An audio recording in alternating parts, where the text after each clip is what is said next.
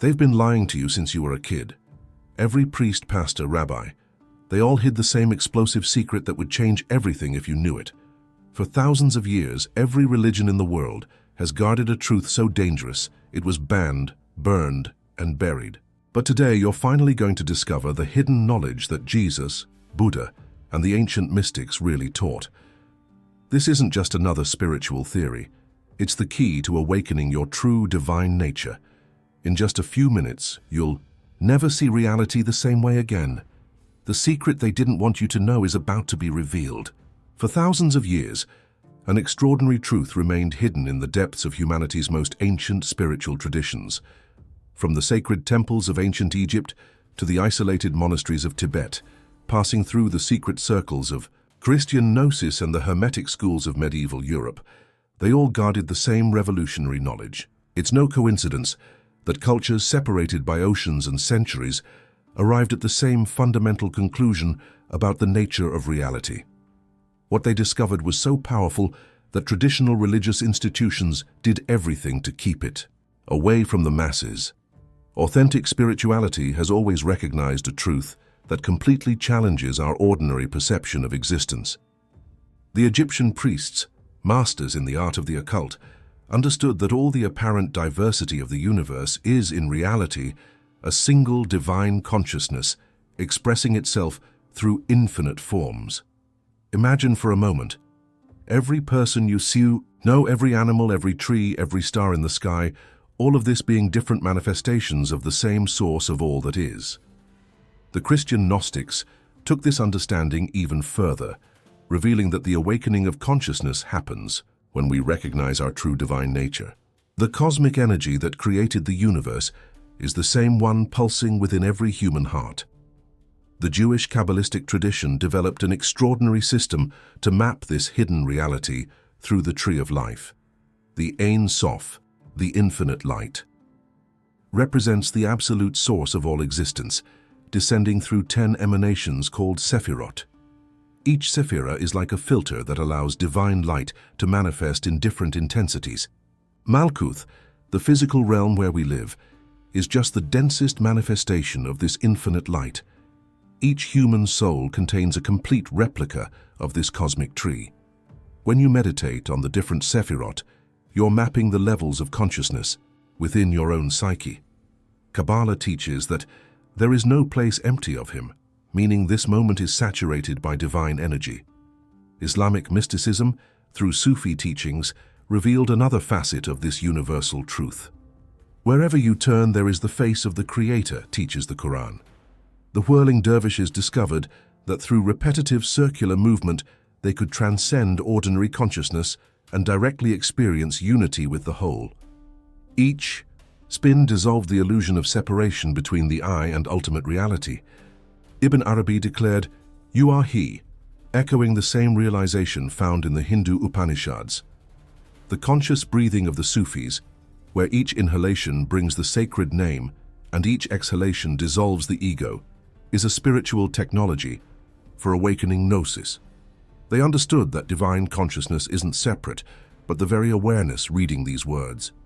The Greek Hermetic texts offered the clearest formulation. The source is an infinite sphere whose center is everywhere, and circumference nowhere. You're not inside the universe. The universe is inside you. Each point of consciousness is simultaneously the absolute center of infinite reality. When you reach deep states of meditation and feel your consciousness expanding beyond the limits of the body, you're experiencing your true cosmic nature. The Hermeticists developed practices where the practitioner identified with planets, stars, entire galaxies, until realizing that their consciousness has no limits. And if these ancient traditions were correct about the infinite nature of consciousness, then discoveries from modern physics were about to validate these mystical realizations. In the sands of time, buried in sealed tombs and hidden in remote caves, lay the Gospels that the early church desperately tried to erase from history.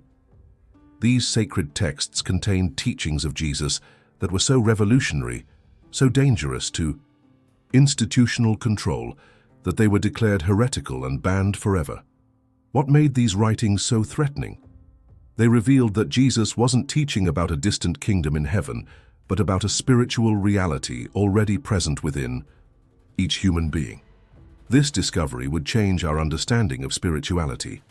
The Gospel of Thomas, discovered in 1945 in Nag Hammadi, preserved words of Jesus that the official church never wanted you to know. "The kingdom is within you," declared the Master. "When you know yourselves, then you will be known, and you will realize that you are the children of the living Father." Imagine the explosion this would cause in the traditional religious structure. Jesus was literally saying that every person carries within themselves the same divine essence that he demonstrated. There was no need for intermediaries, priests, or institutions to access this reality. The awakening of consciousness was a divine birthright, not a privilege granted by organizations. Even more disturbing was what Jesus taught about his own nature in the Gospel of Thomas. "I am the light that is over all things. I am all. From me all came forth, and to me all extends." He wasn't presenting himself as a unique and unreachable figure, but as a living demonstration of what every human soul can achieve. "Whoever drinks from my mouth will become like I am," promised Jesus. This radical declaration meant that illumination, the state of consciousness that Jesus demonstrated, wasn't exclusive to him, but the spiritual destiny of all humanity. Every person possesses the cosmic energy necessary for this awakening. This is what the Gnostics understood. Jesus came to show the way. The Gospel of Philip expanded this revolutionary understanding even further, quoting the Hermetic principle, "As above, so below," Jesus taught. "I came to make the things below like the things above, and the things outside like those inside." This revealed the secret of mysticism, the union of opposites, the integration of the human with the divine. Philip described something called the bridal chamber, not a physical ritual, but the mystical union between the individual soul and cosmic consciousness. When this union happens, the person is no longer a Christian but becomes the Christ, the text boldly declared. If every person could become the Christ, who would need the church as intermediary? The most explosive of all was the secret book of John, hidden for 1,600 years in jars buried in the Egyptian desert. This Gnostic text revealed that the angry God of the Old Testament wasn't the true source of all that is, but a lesser entity that deceived humanity. Jesus, in this secret gospel, revealed the existence of an infinitely superior reality, the one that transcends all names and concepts. Nothing has authority over it. Everything exists within it. This was the true spirituality that Jesus taught, direct recognition of our origin in infinite consciousness. The Gnostics understood that awakening means remembering this hidden truth, breaking spiritual amnesia. And if these lost teachings revealed the truth about our divine nature, then the most ancient traditions held even deeper secrets. In the depths of Egyptian temples were carved truths that would make anyone question everything about reality. The hierophants of ancient Egypt possessed knowledge about the nature of consciousness that was so advanced that modern science is still trying to reach them. Ra multiplies himself into millions of forms, declared the sacred texts, revealing that the source of all that isn't a distant entity, but the very essence that manifests in every particle of existence. This understanding would transform our vision of spirituality and awakening of consciousness.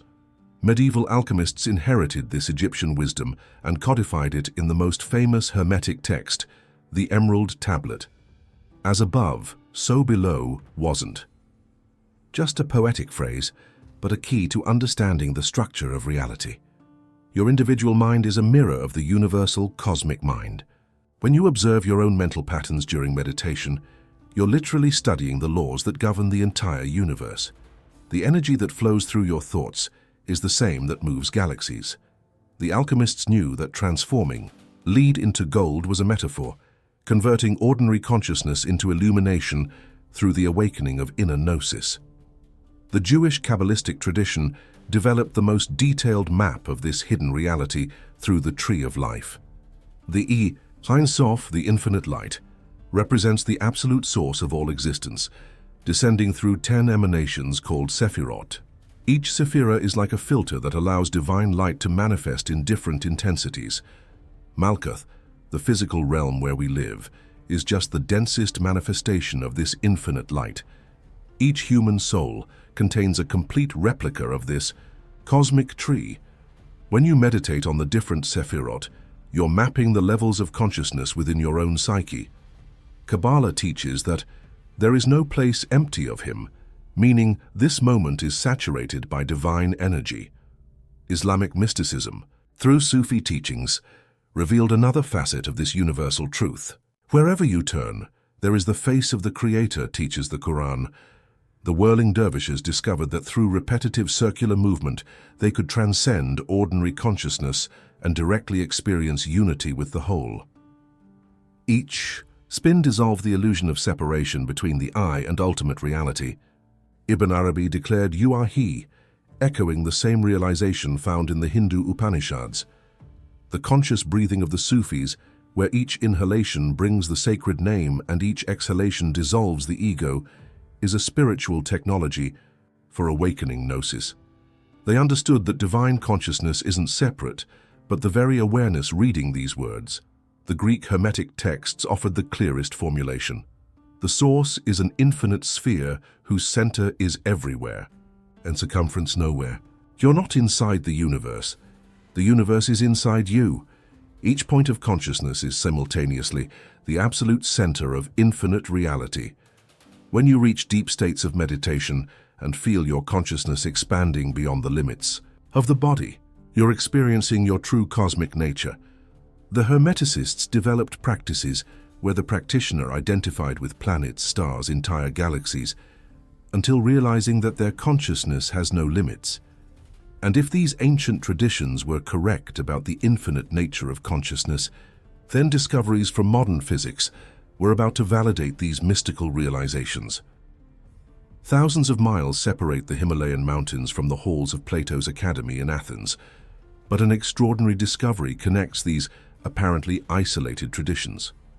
Both arrived at the same revolutionary truth about the nature of human consciousness. The Vedic sages of ancient India and Greek philosophers, without any communication between them, developed almost identical understandings about our true cosmic identity. This convergence isn't coincidence. It's the validation of a fundamental reality that transcends cultures and epochs. When brilliant minds independently discover the same truth, it points to something profoundly real about spirituality. The Hindu Upanishads expressed this realization in the most direct way possible. Tattvam asi, thou art that. There's no more radical declaration in the history of human spirituality. The Vedic rishis were affirming that your deepest identity, the Atman, isn't different from the ultimate cosmic reality, Brahman. Sarvam Khalvidam Brahma. All this is truly Brahman. Every person, every animal, every stone is a unique manifestation of the same infinite consciousness. To experience this directly, the ancients developed practices like pranayama and dhyana.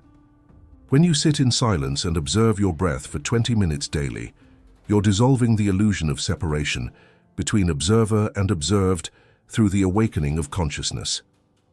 Buddhism offered an equally transformative perspective through the concept of Indra's net. Imagine an infinite cosmic web where each intersection contains a brilliant jewel. Each jewel perfectly reflects all the other jewels, creating an infinite pattern of interdependent reflections. You are one of those jewels, unique and individual, but simultaneously containing the reflection of all existence. When Siddhartha, Gautama, reached enlightenment, he realized there's no separate I, only the interdependent flow of universal consciousness. Buddhist mysticism developed precise techniques like vipassana meditation, where you observe the arising and dissolving of thoughts until you recognize there's no fixed observer. This is pure Buddhist gnosis in action.